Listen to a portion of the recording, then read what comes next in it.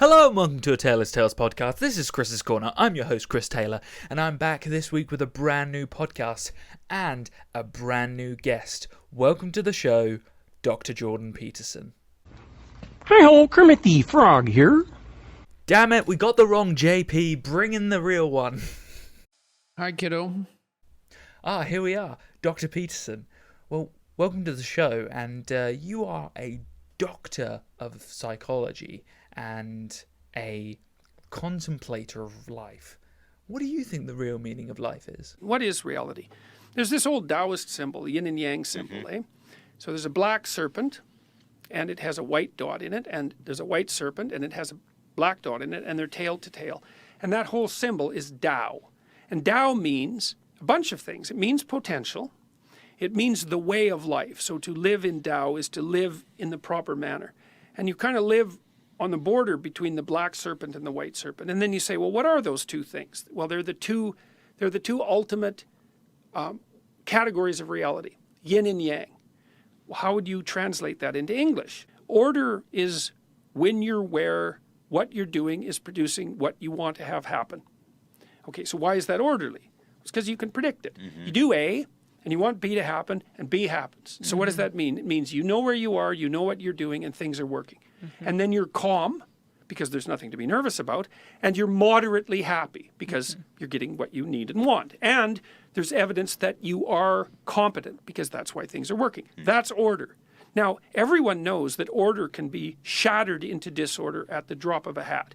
You can be walking down the street, and you're all happy, and you're with your partner, and she makes a mistake and steps off the curb and a bus hits her. It's like in 1 second you are not anymore in order. Like the bottom has fallen out of your life, and that's why there's a black dot in the white serpent. It's like, orderly as it is, look the hell out, because your life can be flipped upside down in a moment. Right. Okay. Well, then sometimes you're in a dire state and everything looks absolutely hopeless, and you get a new realization and bang, everything snaps together. And so that's when you're in chaos, and order can reveal itself.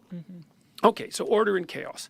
You can think about it as the ice that you skate on with the water below. That's another way of thinking about it.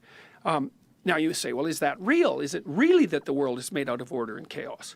Well, here's something weird.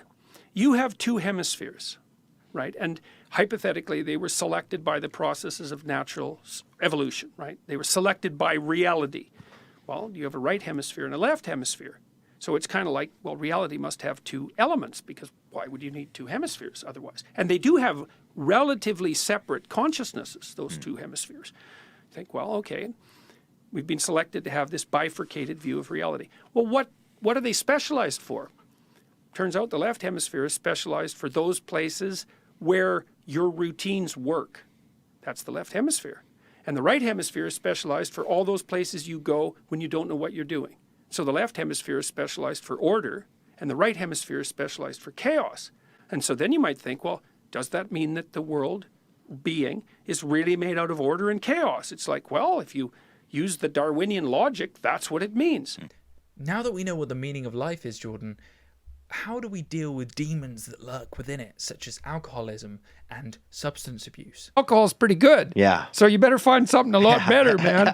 Yeah, and it is. And then esteemable people do esteemable things. It's like, yeah, well, you want to figure out something that you're doing with your life that's worth not getting drunk and screwing up. Yeah. Right? Because that's fun. So what do we replace alcohol with? Maybe you need to, take an adventurous trip now and then. You got to have something there that's edgy to replace that.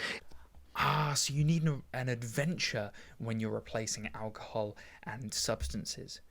So what do you think, Dr. Peterson, people's reaction is when you're trying to put your life back together? Because if you're starting to put your life together and you have friends that object, those are not friends. Those are just people you know. They're not friends, because a friend is someone, this is one of the hallmarks of a friend. Here's two hallmarks. A friend is someone you can tell bad news to, and they won't tell you why you're an idiot, and they won't interfere with your suffering. They'll just listen, and maybe they'll suffer along with you. Okay, so you can tell bad news to them, and they won't tell you some worse thing that happened to them. They'll listen, and they'll suffer along with you. But a friend is also someone you can tell good news to, and the friend will say, wow, in this vale of tears, something good happened to you. Great, man. Congrats. I'm wonderful. It's rare. It's unlikely. Good for you. I hope 10 more things like that happen. And they're not envious and they're not jealous and they're not one-upping you. And if you're trying to get your life together, it's actually, if you're trying to get your life together and your friends get in the way, that's actually real useful for you because you've now identified who your friends aren't. And you might think, well, I can't give them up. It's like, oh, yes, you can. And not only can you, you should, and it would be better for them. Because if they're aiming down and they want you going down with them, there's nothing good about what's happening to them, and there's certainly nothing good about that for you. So we avoid those who are going down the dark path, Dr. Peterson. But what about us who are neither on the light path yet, because we haven't found it, but we're not going down the dark path either? What do we do when we're in the lost space in between? You're somewhere, because you have to be somewhere. Now, you might not know where that is, which means that the somewhere that you are is chaotic, in which case you need to go over your past in great detail and figure out where you are. It's like you're lost, right? You're lost, and the problem with being lost is when you're lost, you don't know where to go, and the problem with not knowing where to go is there's a million places that you could go, and a million places is too many places for you to go without dying. So being lost is not good. So you need to know where you are.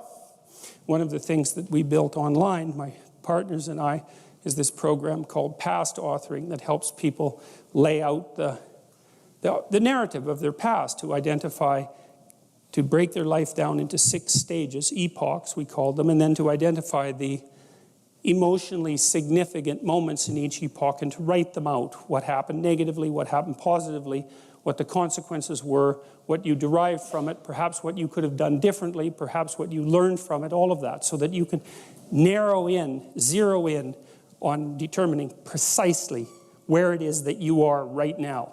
And people are often loath to do that because they actually don't want to know, because they'd rather be spread out in a sort of half-blind manner in the fog, hoping that the place that they're at is better than it really is, and deluding themselves by remaining vague, than to figure out, I'm right here, right now, with these specific problems.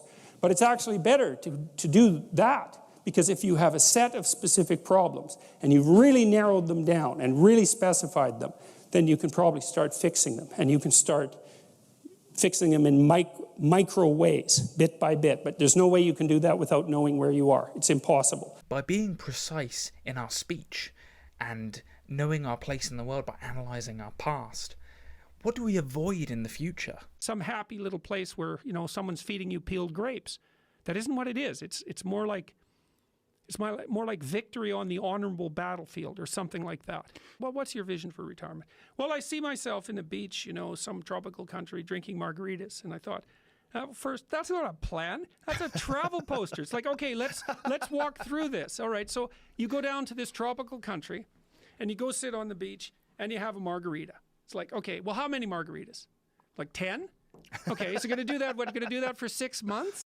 Yeah, well, you'll be this like pathetic, sunburned, like, unhappy, hungover, cirrhotic. In pain. Yeah, it's like that's your vision. Dehydrated. How long can you have a margarita on a beach? Like maybe you can do that once every 6 months for like 10 minutes, something like that. It's not a vision. This 16-year-old fantasy of paradise. It's like, well, and it just doesn't work out. So, and the thing is that the thing that sustains people through life really is the lifting of a worthwhile burden. No margaritas, huh? Well, I guess my future's looking a little bit more bleak. If we're not sat on the beach, lapping up the sun and enjoying a margarita, what do we do, Jordan? We like things simple. And then you often, like, a simple explanation is a good explanation unless it's too simple. But distinguishing between simple and too simple is no easy matter. We like to know who's our friend and who's our enemy. And we like the feeling of unearned moral superiority. Such thing as earning anyways. So, and then, I mean, there's deeper and darker things that are underneath that. It's like the human proclivity to pull down those who have more than you. It's like these kids on the campuses who are claiming identity with the oppressed, you know, at somewhere like Yale. It's like, how in the world you can speak of oppression if you happen to be at Yale is beyond me. I mean, first of all, you're North American, which puts you in the top 1%. And then of North Americans, you're in the top 1%. So you're in the top 1% of 1%. But yet you want that. You want to have all the power that goes along with that.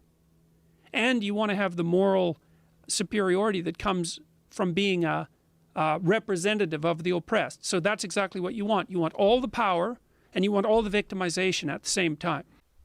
Interesting. So there's those who want the most and have the most, but will not admit that they have the most or want the most, and that they have the least amount. What do you think that is?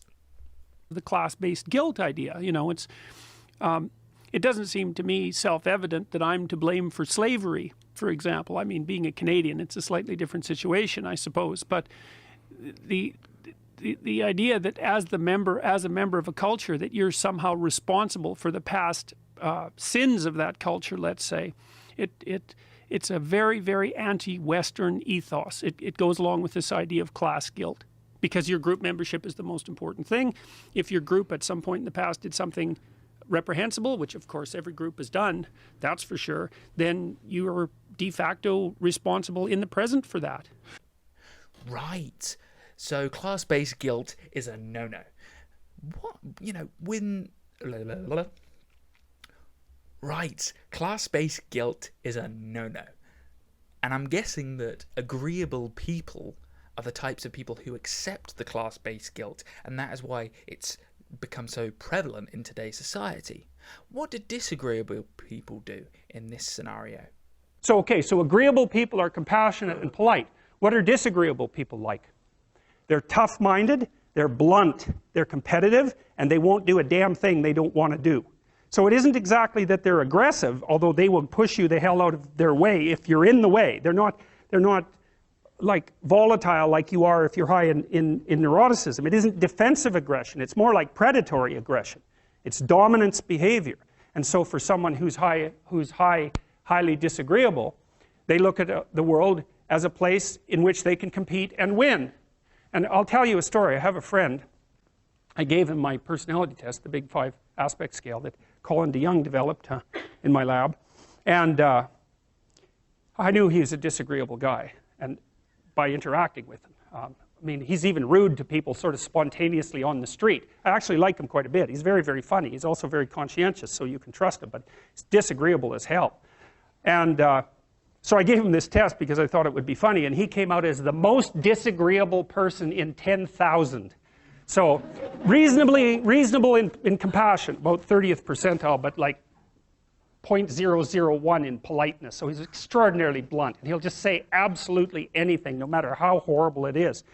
And he was often brought into corporations to sort of clean them up. So if a corporation was tilting and not doing well, they'd bring him in to find out who the useless people were and fire them.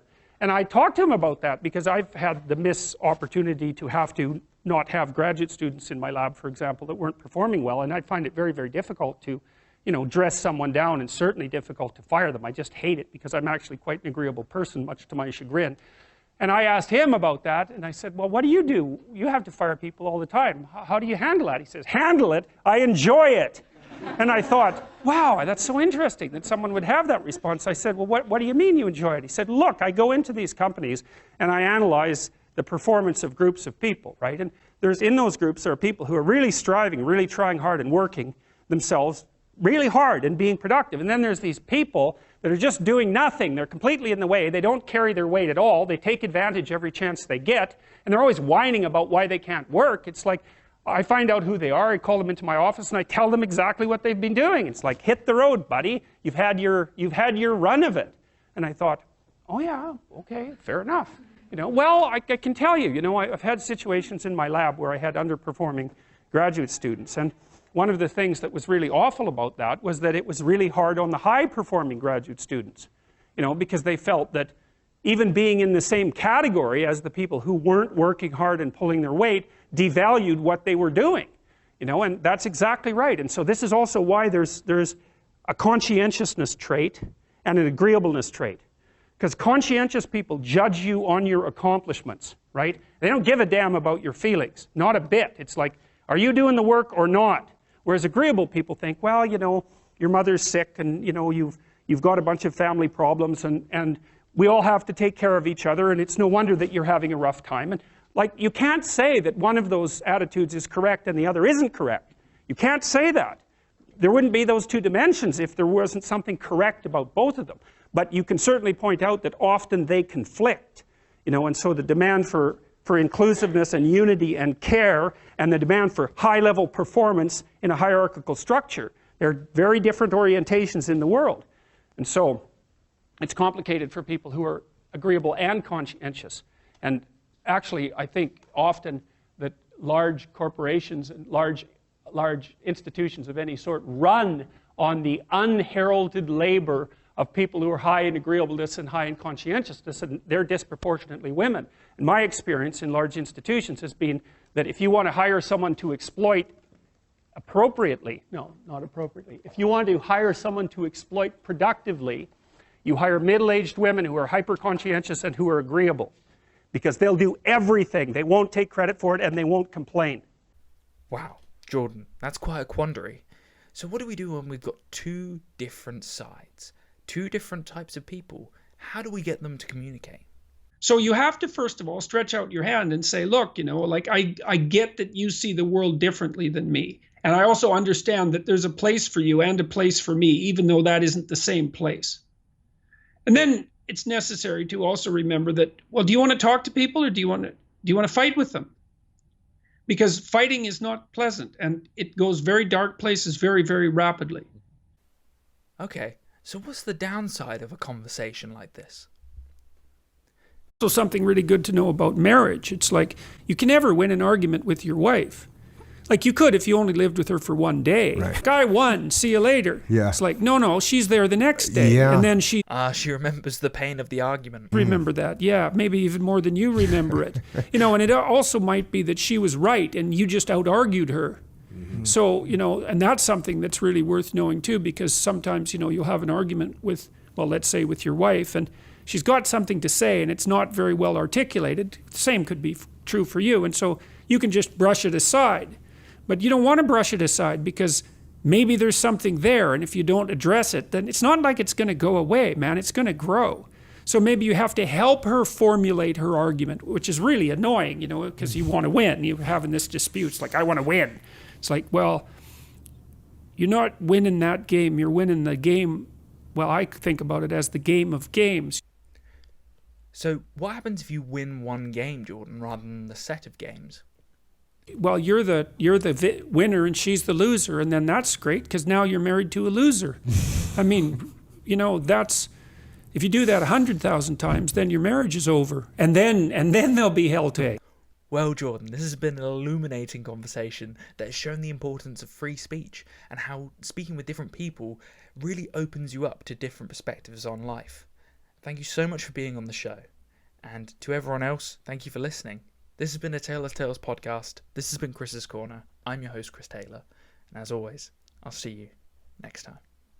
Bye now. Free speech is the alternative to violence. And there's lots of people who like violence and who are waiting for the opportunity to use it. And I'm hoping that we can talk our way out of it.